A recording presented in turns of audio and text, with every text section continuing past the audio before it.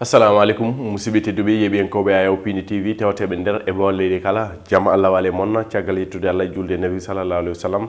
gote mon ɗo wawi wonde no wawi wonire ɓe wawi wondude min calmini ɗum min mbi ɗum juma mubaraka aljuma moƴƴo malaɗo e monna musidɓe tedduɓe aadi biladi salade aadi ɓuuri firtude aadi kala subaka Pini TV on aadi mo awdodire rende fulɓe addanno holko sifa e kala gadane jaydeji leydi Sénégal oɗon kewno yaadu ɗum ganda ko Aissata Ndiaye wondude Moussa Niaye ne wayno noon oɗon ɓiyamma arani hannde kono ko jam tan jaggimo ma on jittumoɗo ko ɓoyata so Allahu lamɗo jaaɓi musidɓe tedduɓe en gari ganduɗa kay ko holko sifa e kelle gueɗene jayde leydi Sénégal e oɗo subaka ene wayno ganduɗa kay ko alhaali on kilifa mo Y'en a marre wondude Simon Kouka ganduɗa kay nguɗon gomu Y'en a marre kono kay e alhaali ɗiɗon député ji ɗum ne ɓuuri tigui jojjude e nder jayde leydi Sénégal e oɗo subaka ene wayno gudetirten koye jayde les échos arti tigui ganduɗa koye goɗɗo mo ganduɗa tigui kañumne de ene wayno jofima Condé alhaali ganduɗa Condé kañumen Sadio Dansoko oɗon alhaali mo ganduɗa tigui faux passeport walla mbiyen trafic de passeport mo ganduɗa tigui holli tigui kankore de ɓeɗon mbaɗinomoɗo eɗon golle ene wayno noon on mo ganduɗa tigui inde makko sowtaka ene wayno nde dernoma yesso ɓeɗon loskoɓe ɓe division des investigations et criminels holliti tigui ɓeɗon kamɓe walla mbiyen Sadio Dansoko wondude Condé kañumen tigui holko mbaɗimo caggal kaɗon noon jeynenkoɓe les échos garti tigui oɗon Habib Sy président de la commission nationale d'investiture ene wayno noon coalition Yewwi Askani Wi fecci organigramme mum holliti tigui nan ganduɗa keɓugal mabɓe e ɗiɗon sumgoji local paadi élection territoriale ene wayno noon Aïda Mbodj ko kañum woni à la commission de médiation arbitrage Moustapha Bamba Guirassy oɗon député woni à la communication directeur Cheikh Tidiane Dieye kañum woni chargé des moyens de la logistique ene wayno de ko ɗum woni koɓe ganni kamɓe on coalition Yewwi Askani Wi jayde l'observateur kamɓe ɓe garti tigui ha joni koye oɗon walla mbiyanna ɗeɗon Pélé Biaye wondude tigui ganduɗa ko Sall ɗin député ji ɗiɗi ganduɗa kay ko tuumaɓe walla mbiyanna jofaɓe ala haali ɗiɗon ɗereji ɗi ndewa lawol trafic de passeport et diplomatique ene wayno noon ha joni oɗon enseignement ko toon tigui ɓe puɗɗori kono kay e wattindade e nder dawrugol woni politique business o to e nder suudu sardeji leydi Sénégal woni nder assemblée nationale hen ganduɗa kay ko jaynenkoɓe Youssouma Jiguen ɓe loski yañgo ɗum ne tawi nder hello jeegomo nde ɗon jayne caggal kane ene wayno ɓe jooɗi jonde junde wondude oɗon ngal ɗon tergal gomu Y'en a marre o wiyete ko Fou Malade ɓe mbi ko l'interview vérité de Fou Malade sur l'activisme au Sénégal ɗum tigui ko woni ganduɗa ko karallagal walla mbiyen activisme ɗo e nder leydi Sénégal o suutien ko ngino hannirde kono caggal kan Sonko Barthélémy Diaz Guy Marius Sagna e ganduɗa ko dumbogol Kilifeu e Simon Fou Malade arti hen kaɗen tawi nder hello totobo ndeɗon jayne ganduɗa ko Youssouma Jiguen Vox Populi ɓe mbi ko Y'en a marre dénonce un simulacre de justice ene wayno nde Y'en a marre alhaali dumbogol ganduɗa ko Kilifeu Simon ene wayno nde ɓe jonnan ɗum ɗon e wiide mabɓe ko simulacre de justice kono kay ɓen worɓe ɗiɗi ko fewjanaɓe woni sababu tigui nene nder dumbirdu ɓe jaadi hen noon koye natalla on mo ganduɗa tigui ko coordonnateur nguɗon gomo Y'en a marre hono Aliou Sané wodude tigui Thiat mo Y'en a marre ɓe garti hen ha joni ɓe mbi ko dossier oɗon noon ala ne wayno mabɓe jaahe hen ha labta ceera kono kay inculpation e jagogol Kilifeu Simon wona tigui hunde nde ɓe jaɓata ɗum ne tawi ganduɗa ko hello tataɓo ha hello jooɓo nde ɗon jayde Vox Pop caggal kane ene wayno gasi ha laaɓi ganduɗa kadi hunde jonde session ordinaire ganduɗa tigui gomu CEDEAO joɗinomo ɗum to Accra leydi Ghana ene wayno noon ɓe gasni ɗum ha laaɓi ɓe tonggui jonde ganduɗa tigui ko joñde walla mbiyen waddo haddude ɗon leydi Guinée ɓe mbi ko les chefs d'état de la CEDEAO emprisonne la honte ene wayno noon ɓe jarani ha joni ɓe kolliti tigui wasa yadude colonel Doumbouya kono kay e on coup d'état guittuɗo ganduɗa tigui Alpha Condé jappere laamu leydi ganduɗa ko Guinée Conakry jayde las ɓe mbi ko gueɗe ɗe ganduɗa tigui ko tabou walla mbiyen gueɗe ɗe ganduɗa ko ɓurɗe walla mbiyen ganduɗa gueɗe tedduɗe seeɗe ene wayno ko esclavage caste alhaali ganduɗa ko leñamago gueɗe ɓeɗon ɓe mbi de ko kuune ganduɗa fuɗɗide iwde ganduɗa koye ɗo e Jali Diop Sangomar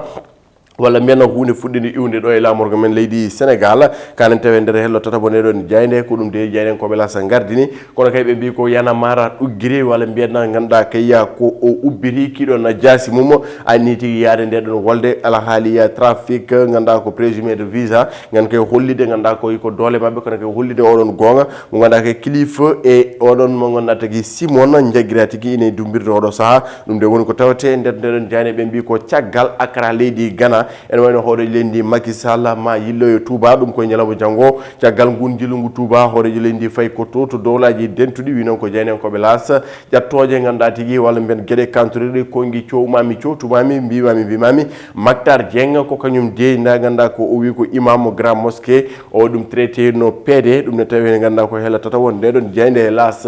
quotidien le quotidien de Madiambal Diagne arti ganda koye ngal ɗon pellital ngol ganda kay concours directement ENA école normale ganda kay de l'administration waɗi suspendre oɗon concours mum ene wayno noon yogay ɓeɗon candidat ji ganda ko fonctionnaire kañumen tigui mbaɗi saisir oɗon haute juridiction ɗum ko caggal nde ganda kamɓe ɓe ɗawa e oɗon concours épreuve aji ɗi noon e ganda ko ponno yuɓɓinede koye ñalawma janggo ɗum kay ko wonande oɗon cycle a kanen tawi nder hello tatawo nde jayde caggal kan jagogol kilifa e Simon Yara Mara ɓe mbaɗi menacé investir oɗon bedde kono kay tellade boliɗi kam kay hollide mettere mabɓe kamɓe nguɗon goomu Yana Mara jayde guindirde le soleil arti koye ganduɗa koye gueɗe Médis ene wayno noon Médis ko alhaali walla mbiyen dillanno koye alhaali pharmaceutique gueɗe tigui jeygu poɗɗe gueɗe mbaɗe noon ene wayno noon nguɗon goomu walla mbiyen nduɗon golloruma fuɗɗito gueɗe mum ɗo e mayre nduɗo lewru laamu leydi Sénégal ma ƴettu pellital ganduɗa ko milliard uji 5 piccal 5 ko préji men CFA gam kay ganduɗa ko ummitinde oɗon société Médis ene wayno noon Médis ma heɓ fartange tigui ganduɗa fewnude kene tolno e capanɗe 5 kala temedere ƴeɗɗa poɗɗe tigui jogorɗe tigui ganduɗa kay ko fewnede walla mbiyen jogorɗe waɗede consommé ɗo e nder leydi Sénégal ɗum de woni ko tawate e nder ndeɗo jayde le soleil caggal kana foye d'hivernage noɓe gowirno tuwude nde ndungu ngu fuɗi ɓe mbi ko ancien capital di Bawol oɗon tigui wonno ngon wuuro wonno lamorgo Bawol ngo wiyete ko Lambay les symboles résiste au temps ɗum ne tawe e nder ganduɗa tigui ndeɗon jayde le soleil libération ɗo subaka arti ganduɗa koye oɗon enquête mo ganduɗa tigui ko digge waɗi ɗum e alhaali ganduɗa tigui koye ɗiɗon vidéo ji ɗiɗi caggal tigui wandemo vidéo omo film ganduɗa ko kilifa ene wayno ceera wattini ko filmude ko Simon ɓe mbi ko l'enquête de la DIC révèle des faits explosifs ɗum tigui ene tawe nder ndeɗon jayde caggal tigui ganduɗa kay ko oɗon Simon luwanno oɗon passe mum français beele de ganduɗa ko hokka ceera beela nde ɓeɗon jaari tigui ganduɗa koye nder dundu Europe ɗum de woni ko tawete nder jayde libération caggal kan ɓe garti koye enquête exclusif ganduɗa kay ko addude ganduɗa kay ko laaɓi ceera e oɗon alhaali mo ganduɗa tigui jofonema hen oɗon walla mbiyen ndun gollordu wiyetedu China Railway Engineering Corporation ganduɗa tigui suutama walla mbiyen ganduɗa kay ko jofama ko alhaali évasion de devise par la douane ene wayno CRSG ganduɗa tigui ko la fâche cassée du scandale ha joni de ko jeynenkoɓe ganduɗa ko libération luski hen yañgo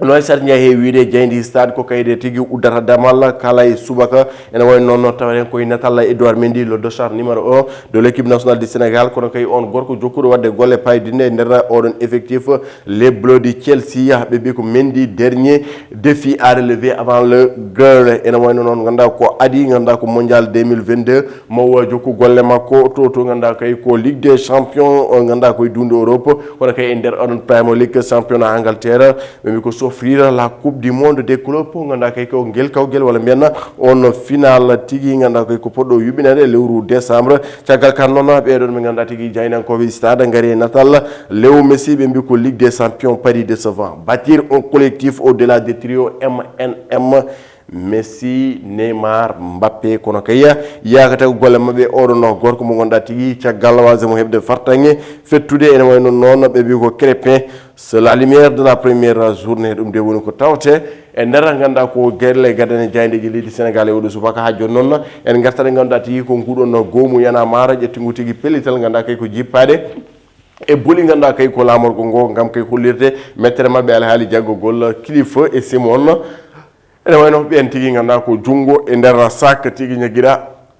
yiyede ganduɗa ko jomumen pilmé taw koye ganduɗa ko wondi walla mbiyen koye alhaali koppareji tigui pilmira ene wayno on jagguɗoɓe walla mbiyen on baɗɗo sababu jagguedeɓe ko neɗɗo tigui ganduɗeɓe ja waɗi ko ceerno Amadou Diallo on mon ganduɗa sa daadi kanko e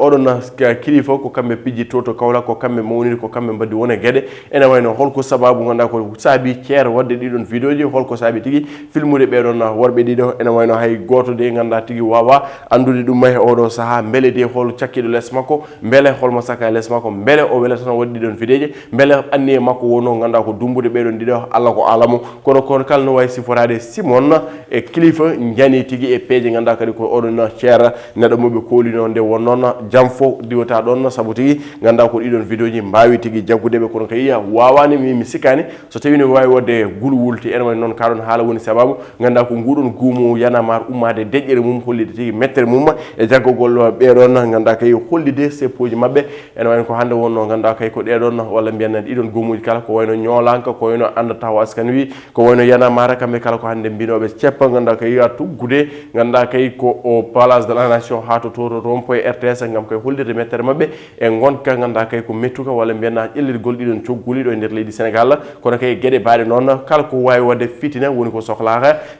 fitina woni ko yiɗaka kala ko wawi wonde hen seppude dow deere yahay dow deere arte dow deere taw hollire mettere mum ko alda e ganda koye tuma ko alda e ganda kay koye tana ɗum noon woni gueɗe jiiɗade musidɓe tedduɓe ɗum ɗo tigui wonno komin gadda onon kelle gadane jayde leydi Sénégal e oɗo subaka aljuma ko weltare no min gondi onon min ganda tigui ganda ko jokkuɓe wadde golle payɗini ko wayno Aboubacry Ndiaye ni kono woni mon jejjitta ganda kayya ko oɗon mo ganda tigui huufiya ganda kay ko suddi ayni reni nene men lelɗo simo tawi tewto leydi France kono kay ko neɗɗo mo gonɗa tigui eɗen kay wiide so tawi tew fo wayno heñere laaɓi sohlaka nde won noon ko yumma ganda kayya wona yumma e ɗemgal kono kayya ko yumma e nder fitano tigui kono kay ko yumma mo gonɗa tigui meeɗa ganda kay woppude yewede ɓeɗon ɓiɓe makko ene way noon funeɓe mbiɗumen joyeux anniversaire manditare jamma yoɓe mawnu e dow jamma e kisal cellal ganda kay ko yajede duumide ya barke salatul fatihe nene men lelɗo seni ñaguiri momo judde balɗe e moƴƴude battane kamɓe kala taweteɓe to duude Europe musidɓe fulɓe